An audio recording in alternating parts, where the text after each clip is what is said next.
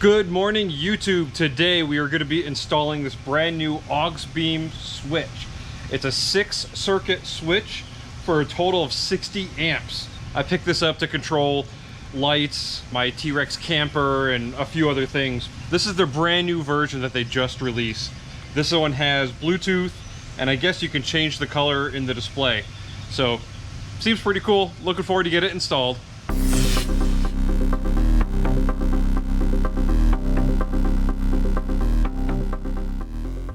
I don't know if you could tell, but it is raining pretty hard today. So first I'm gonna have to move my wife's bolt and put that outside, and I'll bring my truck in so I can work inside. Well, I just opened the kit and wow, this thing is sweet. Really well thought out. There's all the different stickers for the different types of switches you might want. But this is just, everything seems really good quality. Shrink wrap right there. Man, I cannot wait to get this thing installed. Oh, there's the switch box. Even comes with cable. Man, it comes with everything I need. There's the mounting brackets for different styles, however you want to install it. I think I have an idea where it's going to go. Wow, it even comes with these fuse adapters. 2 of them, 2 different styles, depending on what size you need for your vehicle. Man, this is pretty sweet. I'm excited. I cannot wait to get this thing installed. I think I'll start with the switch panel. I'm going to use this one, I think, and I'm going to put it in the front dash. I'd like to use double stick tape, though. I'm not sure I want to screw into the dash. I'm going to go check that out, though. Right here is the location I was thinking of for the switch panel. And if I use this mounting bracket, it'll come off just a little bit, just like that, and I could actually angle it up or down. But I think I'd actually prefer if I use double stick tape and just stuck it right there. Yeah, I think that's what I would like to do. And these buttons, these feel great. It gives it you have a little click. They feel just really smooth. So far, I'm really impressed. I hope the whole installation goes well. I wish it fit a little bit better, but there's really no other place to put it. I don't want it way down there.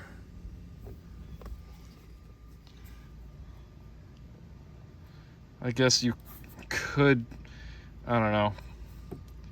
No, because that block switch is there. No, that doesn't make any sense. Some people will sit them right here on top of the dash, but that's going to block line of sight. That could be okay. I do have that tweeter right there, so it might block the sound just a tiny bit. But I don't need it up that high. Yeah, I think double stick tape right there is what I'm going to do. All right, time to clean that, clean this, and get some tape on there. So I'm here picking out my stickers. I've got a few on here that I'll probably use someday. I already have the fog lights. This is just a blank you can put there. I've got my AUX, which is going to be to turn my T-Rex on and off. And I figure someday I'll get some rock lights. That seems like a pretty good accessory to have at some point. And I'm not sure what I'm going to do about these two. I can't really decide. Nothing is really obvious, so I'm probably just going to take 2 more of these blanks and put those right here. According to the manual here, the top left circuit is a 30 amp circuit. And then that's another 30. That's a 20, a 20, a 10, and a 10. So just pick your accessories appropriately based on those amperages so you make sure you don't overload the circuitry in the unit. And in case you or I change my mind in the future, I guess these are removable. These stickers, they're removable and reusable. So yeah, I guess I can move them around if I have to later. Now that the front stickers are on, I'm just gonna trim up this double-sided tape that I'm going to try to use. This is just some tape I had laying around. I only need to cover this area because that's the area that's going to be touching on the dashboard where I'm going to be installing this, but hope it works. So let me trim that up and then we'll go to the truck to install this. Well, right here is the place that I selected to put this. So it's going to sit right there, and that's why I only needed to cover double stick tape on that one side, because that's all that's going to be touching, unfortunately. But what I'm going to do is heat up this double stick tape with my heat gun, because that really helps double stick tape stick. It has to be warm, and then I'll just hold it right there, give it a little wiggle, and hopefully it stays in place. If not, I could use a bracket, but I'd prefer just this to work. Another cool thing for my lightning people, I'm using my AC plug right here in the front to power my heat gun. So pretty neat. All right, so I need 2 hands, so I'm gonna do that now.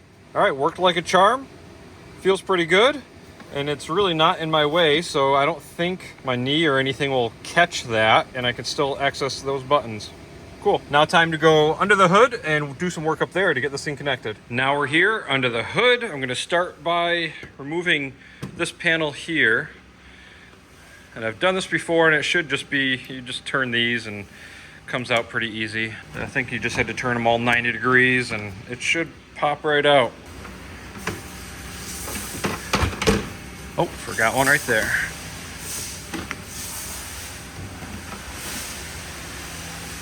There, put that aside. I gotta find a spot for it, and then there's also a cable I'm gonna have to get through the firewall down there. It's a little thick, so hopefully I can get it. So this is the cable that has to get ran to the switch that's inside. So in a previous video, I had talked about running all these wires, and I ran wires. I found a little spot through the firewall down there. So watch that video if you're curious about where I went. But right now, what I'm trying to do is use the wire that I was using for my light pods, and I'm gonna try to pull this through this rubber bushing that's down there. I just got this all wrapped up in tape. It's significantly thicker than the wire, so I hope it goes. I'll have to get some lube on there, and hopefully I can pull it through without losing it. Again, you can check out that light installation video if you're curious about that. But now with this new switch, all I need is this wire to go through the firewall, and it's going to control a multitude of different things, well, 6 different things. And then it's going to run over here, and somewhere in here I'm going to mount the box for this, which is right there. So the hardest part right now, I think, is going to be getting this big cable through a tight firewall right down here. So wish me luck. I'm going to do that now. Here on the inside, and unfortunately that did not work. The end just broke. I'm trying to get the camera in here, but it looks like I can go just below it. There's a flat spot right there that I can drill through, and it looks like I'll be in the clear. So I've got my drill, and I'm gonna give that a try and just make a new hole right there. My drill bit went through just fine, so that was no problem. Then I stuck this little wire through. So that's gonna be my pull through. And here are the 2 ends for this cable that has to get installed through the firewall. This one has to get connected to the switch panel, which is inside the vehicle. This is too wide to fit through the hole, so I'm gonna have to go through this way through to the inside, if that makes any sense. Trying to go from the inside out probably would be a little easier, but the hard part I think is now done. Just need to tape that on there and pull it on through. Okay, try to ignore this bunch of cables. These are all for my dash cam, which I also had an installation video on. So I can't get that tucked out of the way. You're gonna have to ignore that. I'm gonna leave this yellow wire here because I might use it. We'll see how it goes. But my accessory wire is right here, and that comes from the other side of the truck over there. I covered that in the previous videos and how to tap that. But in a nutshell, the box that I'm going to install for this new switch should get accessory power, so the lights and everything don't stay on all the time. I kind of want to be able to turn them on at any time, so I'm not sure I'm going to use accessory if I'm just going to connect it to 12 volt constant. I don't know. But anyways, I got this connected. There's a little barrel connection that I tucked right in there, so that's connected. I have this tucked underneath some wires here, and I have a little grommet right in there. See if I can zoom in. There we go. So I have a little grommet installed right there, so there's no chafing. And now I just got to go under the hood and I pull out all the excess cable that I have dangling here. Okay, I just pulled the cable, and then it runs right through here behind this casing and comes right out here. And then this is the end that'll get connected to the box. So I'm going to do that next. Okay, we're getting there, almost all done. I already connected a couple circuits. So on the right, I have my contactor box for the T-Rex, which is tucked back up in there. And then this one is the existing fog lights that I already have installed right there. Then this black wire here is the one that I ran to the inside of the truck to the switch panel, and that just connects right there. I have the power connected, well, not connected to the battery yet, but that one's ready. And I have the black wire connected to the battery, and it's all 10mm bolts, very easy.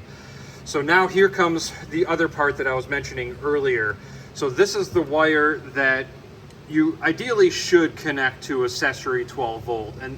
And that is whenever the vehicle's on, this will have power. But that means you won't be able to use any of your lights, any of your accessories, whatever you're connecting to this will turn off automatically when you turn the vehicle off, which is nice. And that's something that is safe so your battery doesn't go dead. But I want to be able to use lights and my contactor box when the vehicle is off. So what I'm going to do is cut this wire right about here and connect it to that 12 volts.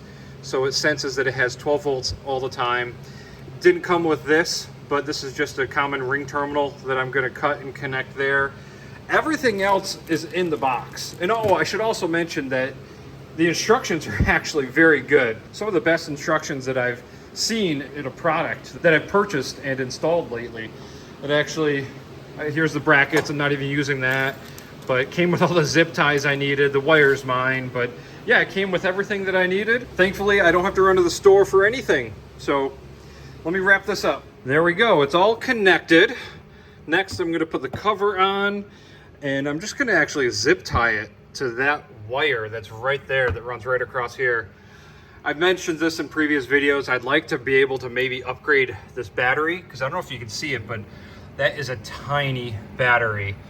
But I also might do a solar panel on the hood, so I'm not sure yet. But for now, I'm just gonna mount it right there, and that will work. Well, actually, let's test. Let's make sure it works. Got my light pods there. Oh, that's pretty bright, but I'm pretty sure I could change all that in settings, and I'm pretty sure I could change the color. So here's my fog button. Oh, yep, they turned on. Very cool.